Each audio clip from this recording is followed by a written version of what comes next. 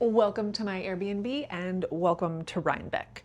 I decided to make this video for the sake of transparency and in the spirit of sharing because I decided to answer the impertinent question that no one asked. How much does it actually cost? When I'm planning travel or planning to go to an event, that's what I want to know, is what is it going to cost me to be there?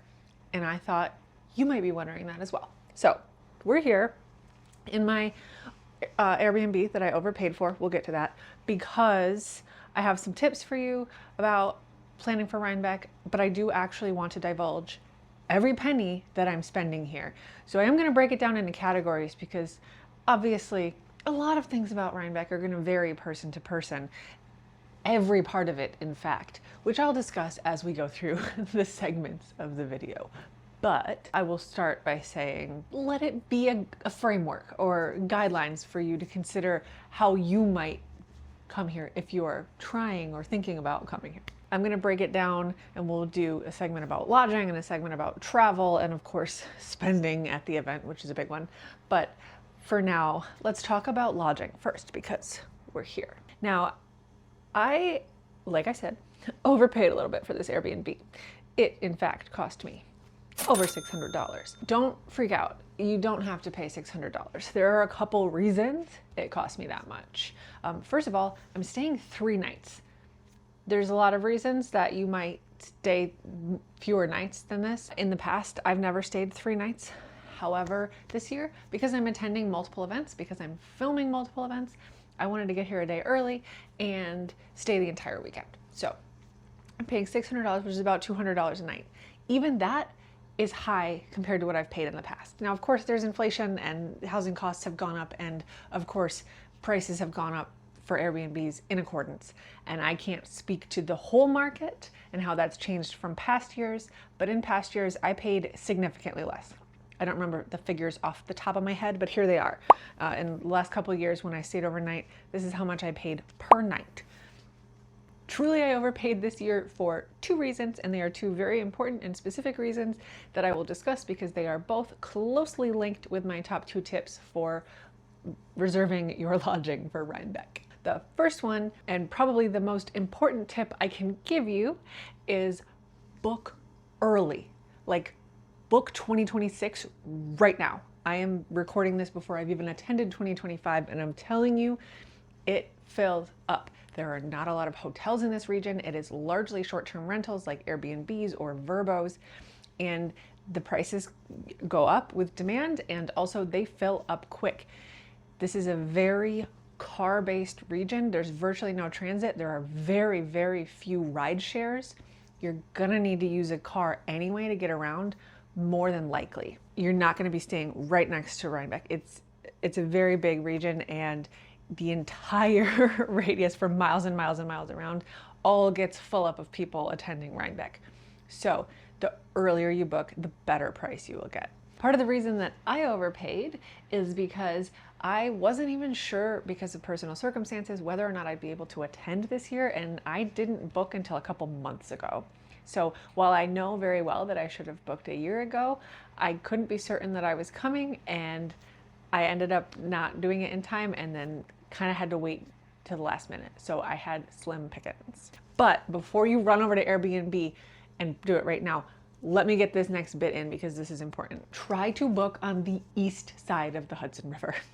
I learned my lesson the hard way last year that if you leave towards the end of the day, the traffic of all of the people leaving that are all bottlenecking to get over one bridge to get back to the west side of the river is very difficult and frustrating to get through. I spent over 2 hours in bumper to bumper traffic last year as, you know, several lanes merged into one, to merge into another one, to merge into another one, to cross one bridge. I think it took me 2 hours to go 3 miles last year. So I will suggest if you stay on the east side of the river, this is my hypothesis anyway, I guess we'll see over the rest of the weekend, that if you don't have to cross that bridge to go back to your lodging at the end of the night, you should avoid the bottleneck at the bridge, which was a real hassle last time. Another obvious elephant in the room is that I'm traveling, I guess the elephant's not in the room, it's out of the room. I'm traveling alone, and most people travel for Rhinebeck with company, with friends or family or what have you, and you'll be splitting your Airbnb or your lodging wherever you are, which of course drives the price down. So while I did pay a lot because I booked too late, I was staying alone, and that's a huge reason why it's $200 per person a night for me. But for you, if you're sharing, if you book early and you find a good place, you could be down to like $50 or $60 a night per person, depending. The next point I want to make is about the actual cost of travel. Like I said, it's a very rural area. It's primarily car-based, and you're gonna have to use a car to get around most of the time, whether you're carpooling with others or driving yourself like I am.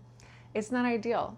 One of the festivals that I'm going to tomorrow had already sold out of parking by the time I bought my ticket, so I'm just winging it and kind of trying to find street parking nearby and walking to the festival. For me, it's a no-brainer to drive because I only live a 3-hour drive away from Rhinebeck.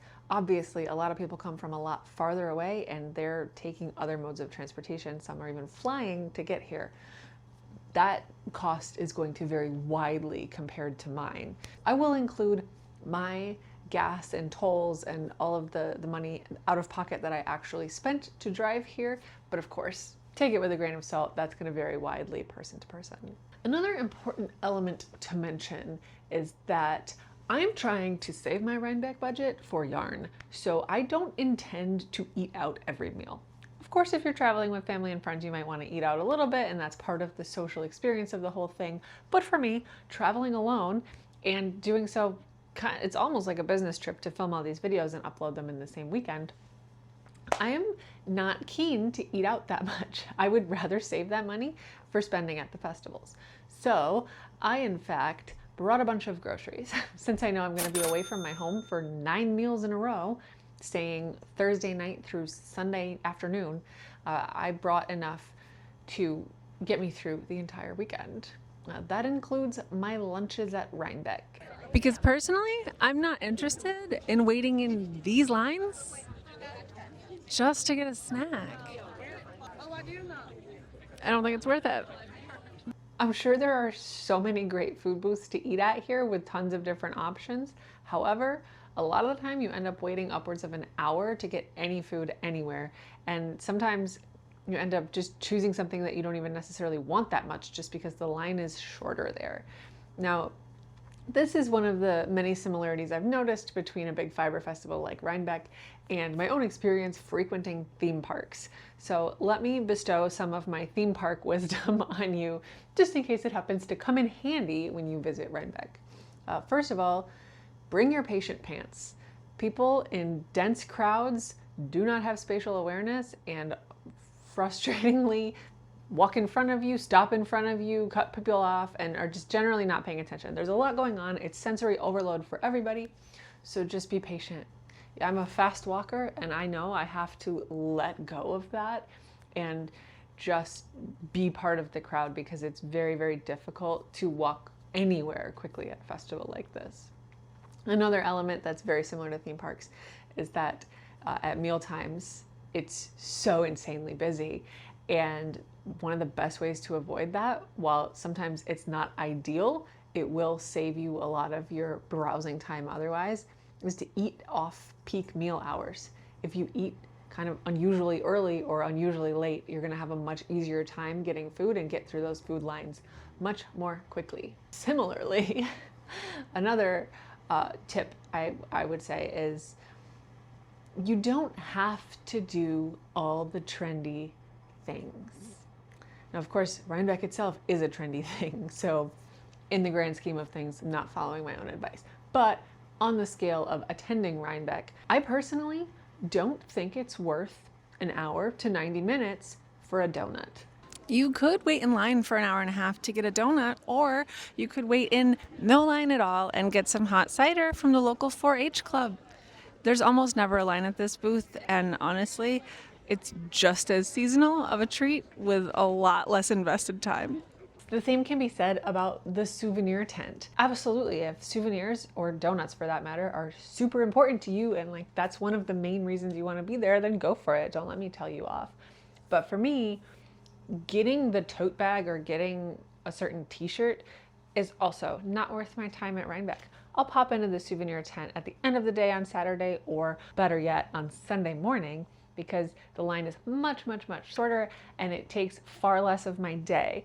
Like, again, I'm just not keen to wait in a line that's too long when I know that's not why I'm there. I'm not there for a t-shirt. I'm there for the wool, to see the animals and be in a crowd and experience all of these knitters in the same place at the same time.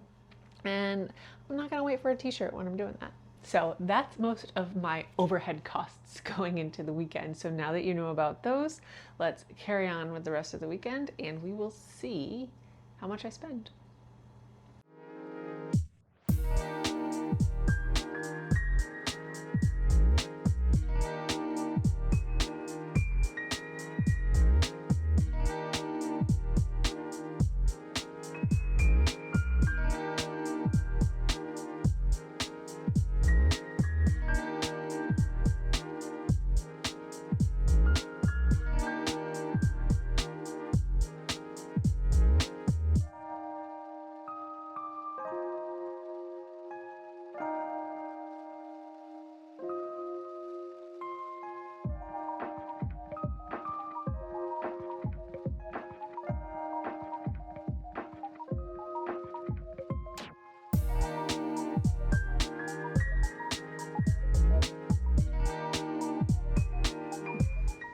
So we found this gorgeous waterfront park to come sit at a picnic table and eat my very frugal packed lunch. But while I enjoy my sandwich, please review all of my very optional but very satisfactory spending at Cake Palooza this morning.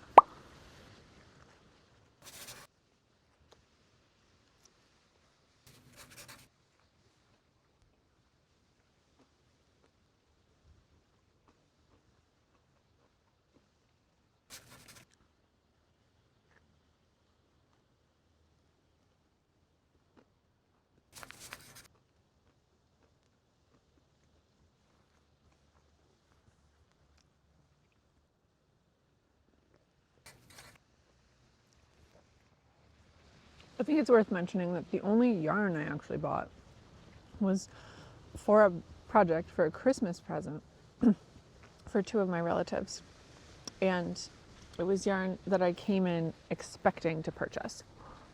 That's something I haven't talked about yet, but I think it's really important for coming to Rhinebeck. At least for myself, it has proven really important to have a plan and to have projects in mind, or at least something, some sort of guidelines or framework for what you want to purchase, because otherwise you are going to see 10,000 gorgeous yarns and gorgeous notions and project bags and so many overwhelming things, and either overspend or have decision paralysis and not buy things that you might have really, really loved. I sit down before I leave for Rhinebeck and I make a list of projects that I would make and projects that I plan to make for like holiday gifts. I make a list of which quantities I need, what kind of yarn, and maybe a color family. For this trip, I had 3 in mind. I know I want to make as a holiday gift for someone a garment that I'm not going to go into detail here because I suspect they might watch this. A garment that I've made before, and I know what quantity I need for that. I know I wanted to make a couple matching beanies for some relatives, and I found the perfect yarn for that today, and that's what I already purchased. And then the third one was I wanted to make a lightweight sweater for my husband, and I had a couple project options in mind that I selected and saved. I kind of texted him, just, you know, I would love it to be a surprise, but I would also prefer that he love it. So I kind of texted him yesterday and I said, hey, hypothetically, if I was to, you know, make you a sweater, what color do you think is missing from your wardrobe? And he responded in true Josh fashion with Neptune blue, which is a Porsche color card. But I looked that up and I looked up some Neptune blue cars, and I realized that the color he wants is that exact color that I thrifted a huge cone of lightweight yarn a few weeks ago. I was like, well, the most rational thing to do would be to make him a sweater out of that thrifted yarn. So it kind of seems pointless to shop for that at Rhinebeck now. I am keeping my eyes open. If I see the perfect Neptune blue fingering weight yarn, I might do it anyway. I think it's so funny that that was his answer. So the 2 things that I'm mostly on the lookout for are garment quantities for those 2 holiday gifts I have in mind. But I also will allow myself to buy one sweater quantity for myself if and when I see the perfect yarn. So that's the framework I'm going in with. I also know of a couple booths that are at New York Sheep and Wool every year, not yarn products, but things that I see every year and I think about every time. And I plan on getting those for holiday gifts because I've leaned so heavily this year into buying secondhand and buying local. I'm going to buy from these small businesses when I know I'll see them because there's a handful of things that I think my loved ones will really enjoy. My spending is almost entirely geared towards holiday shopping this trip, with a side of a treat for myself if and when I see it. And I know I would also love some lanolin hand cream if I can find some. I've had the Sorella kind in the past and I love that, but I'm out and I haven't had any in a long time and I miss it. I did peruse at Cakepalooza today, but I didn't see any lanolin based hand cream, lots of lanolin products, but no cream. So something else I'll have my eye out for this weekend. I'm gonna finish up my lunch and head over to a Woolen Affair, and I'll check in with my spending later.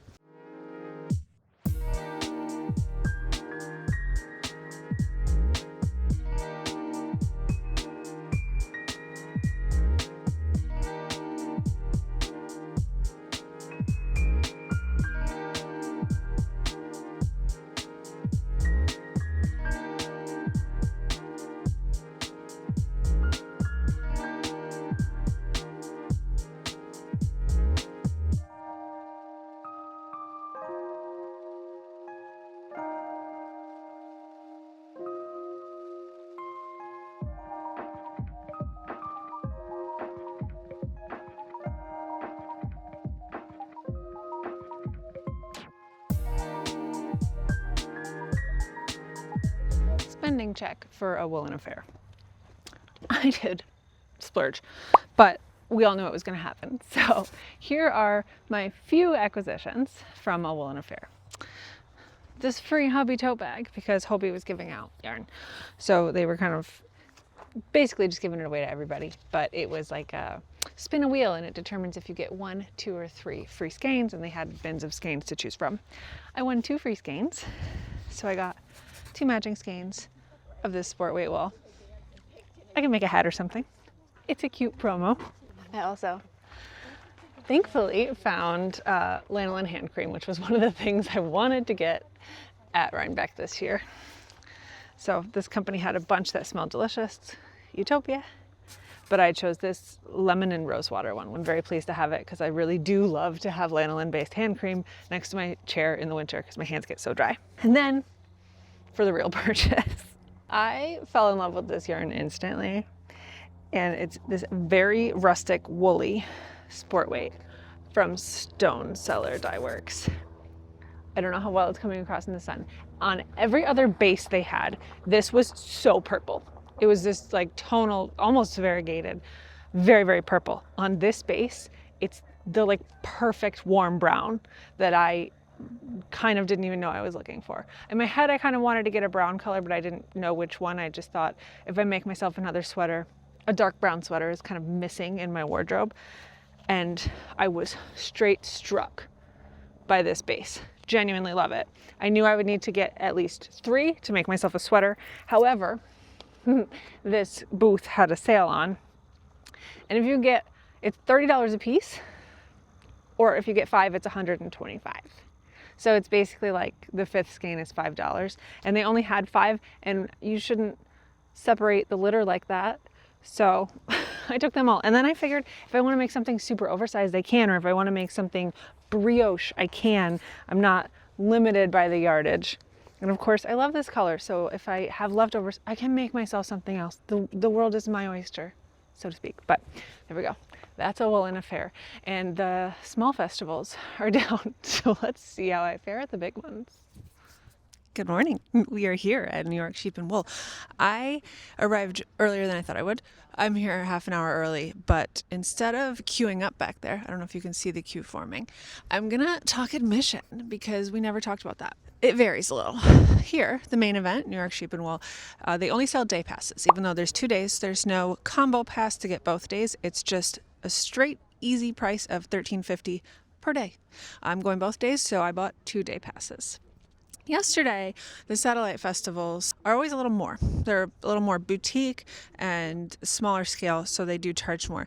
Now, Cake, because they do time slots, they're 2-hour time slots. The earliest, which is the one I went to, is 10 a.m.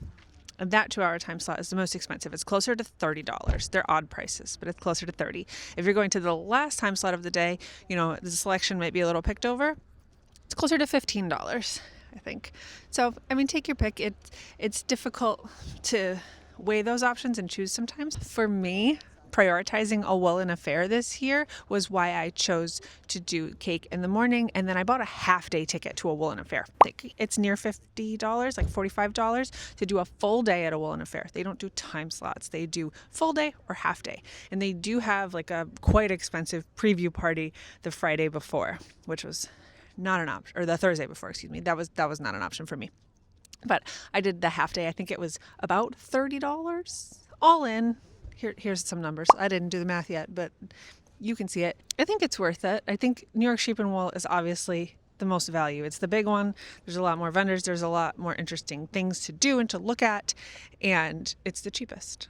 But the others have different overhead because of the scale of the events, and I think they are worth it by the same scale. So I hope that the information here has helped you choose which you would go to and in what order. But onwards, because I have plenty of budgeted shopping to do. I'm gonna go shopping now.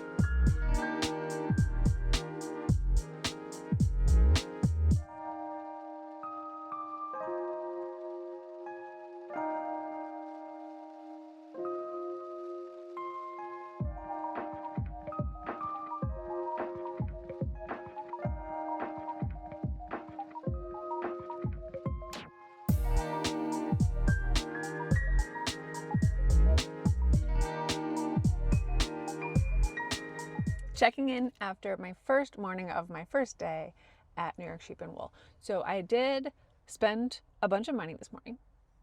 Most of it on holiday gifts, some of it on projects that popped into my head in the moment, but that's why I'm here, right? It's for the inspiration, it's for the opportunity. I spent $5 on a hot cider, so that's so far all the money I've spent on food today. And well, here's my total. I don't know it off the top of my head, but in the future I do. So here's everything that I spent, and then I will be back here again tomorrow. I had a successful second day at New York Sheep and Wool. I was able to shop all of the booths that I had a hard time accessing yesterday because of the crowds. It was a gorgeous morning and just a nice added insurance to be able to come back a second day and just have one last stroll around and see everything. And I did pop into the souvenir tent. Again, if you prioritize souvenirs and that's really important to you, do it sooner than I did. Everything smaller than a size 2XL was sold out by the time I was there. But it's not my priority, so I did buy an oversized t-shirt and I'm good. Here's my total for day 2. But I'm not sure yet about all of my travel expenses and how everything has totaled up. So let's rejoin me at home in the future for the final tally. Welcome back. I have crunched the numbers. So I've broken out my spending into different categories, and I made a table and then I made a pivot table because that's how I roll. So let me first explain to you what my spending categories are, and then we can talk about all the different totals. I broke out my spending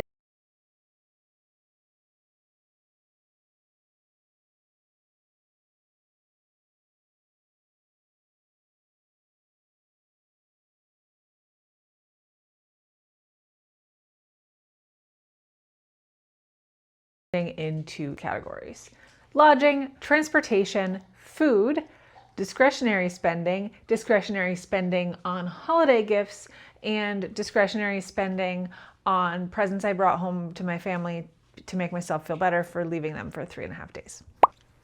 So I've called that category discretionary family, and discretionary gift are Christmas gifts or supplies to craft Christmas gifts.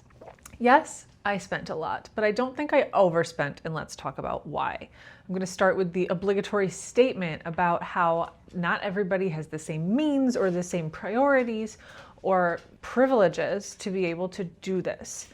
Let this be your annual reminder that while Rhinebeck is lovely and spectacular, it is largely overblown by social media, and there is probably a similarly spectacular yarn festival in your region of the country or the world where you can go and enjoy very similar experiences to what I had over the weekend.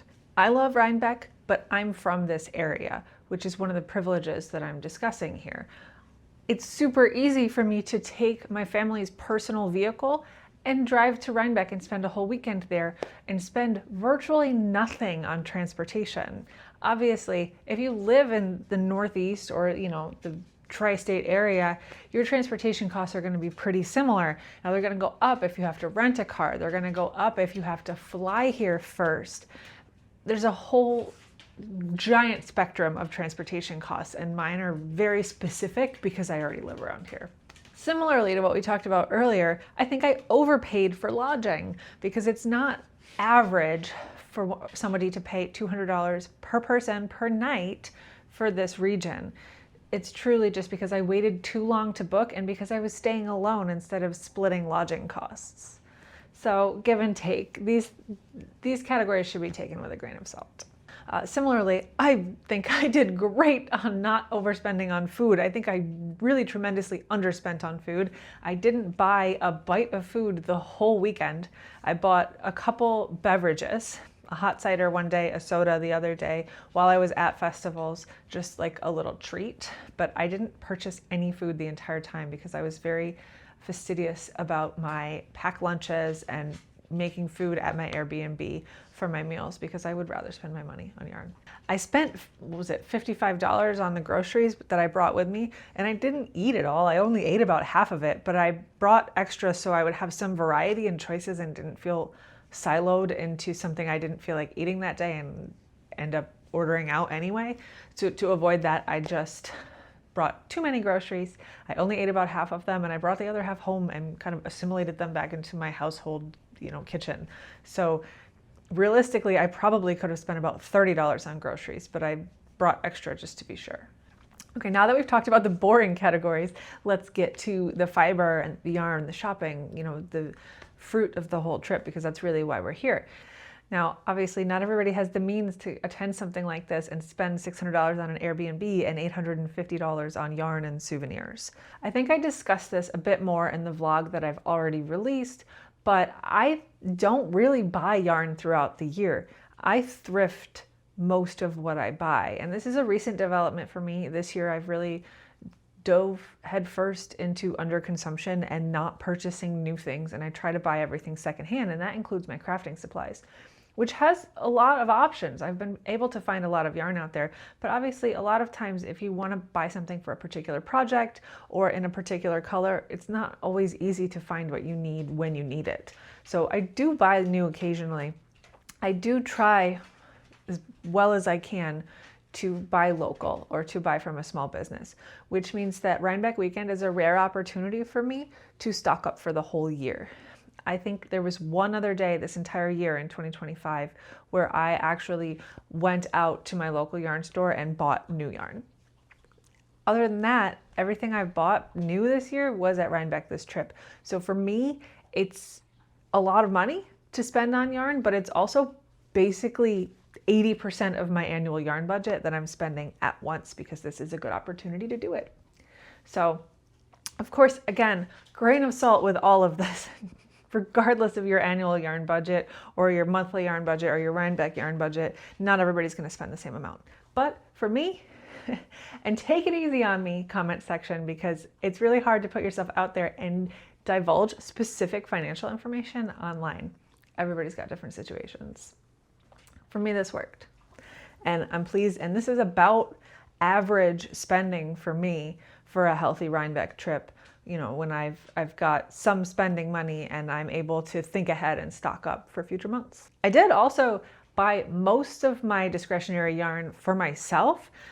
at Polywogs, which is discounted. So it's kind of taking an opportunity of a good chance to get some quality fiber at a discounted rate. All right, well, now that I've bared my soul and my ledger to you, let me know what you think. If you were able to travel to Rhinebeck this year, I don't need specifics, I'm not gonna pry, but let's do an over-under. Did you spend more or less than me on yarn? We'll call it $8.50, so let's do over-under. And if you're not able to go to Rhinebeck, what do you think? What would you try to set as a budget for yourself for something like this? Thanks for tuning in and bearing with me and digging into the nitty-gritty of my yarn spending for basically most of 2025.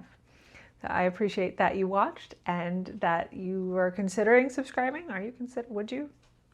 Have you thought about it? I don't know, just a thought. Thanks for sticking around. I can't wait to see you in the next one. Bye. Ah! That was so stupid.